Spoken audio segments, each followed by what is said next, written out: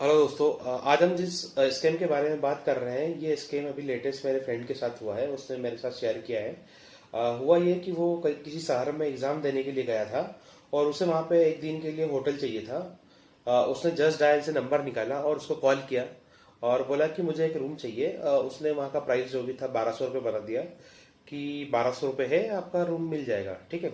और उसने बोला कि सर आप पेमेंट कर दीजिए, मैं आपका कंफर्म कर देता हूँ रूम। तो मेरे फ्रेंड ने कार्ड से पेमेंट किया, ठीक है।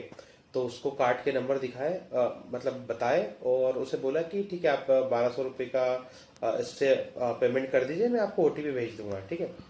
तो उसने पेमेंट किया, इसने ओटीपी बताया और 1200 रुपये कट गए, ठीक है।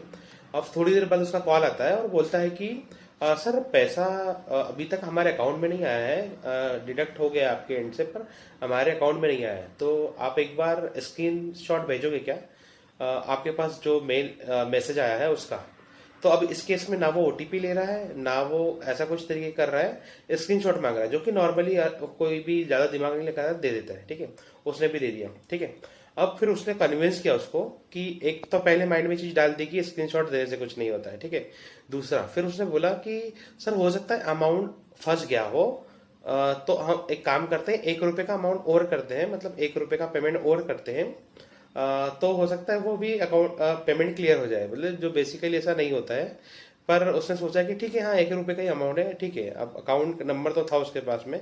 अब नेक्स्ट टाइम उसने क्या करा कि 10,000 रुपये फिल किए, मतलब कि 10,000 रुपये लिए और वो सेंड कर दिया, ठीक है। अब उसके पास ओटीपी जब गया, तो गया 10,000 रुपये अमाउंट के लिए, ठीक है। अब उसमें ओटीपी भी था, ठीक है। अब उसको पहले से बोल के रखा कि स्क्रीनशॉट भेजने से तो कुछ होता नहीं है, उसके माइंड में ये भरा हुआ था, ठीक है। तो अब उसने बोला कि सर मैंने 1 रुपए के लिए आपको रिक्वेस्ट किया है, आप ओटीपी दे दीजिए। तो मेरे फ्रेंड ने बोला कि नहीं नहीं, ये तो 10,000 रुपये का है, मैंने तो 1 रुपए का ही दे के रखा है।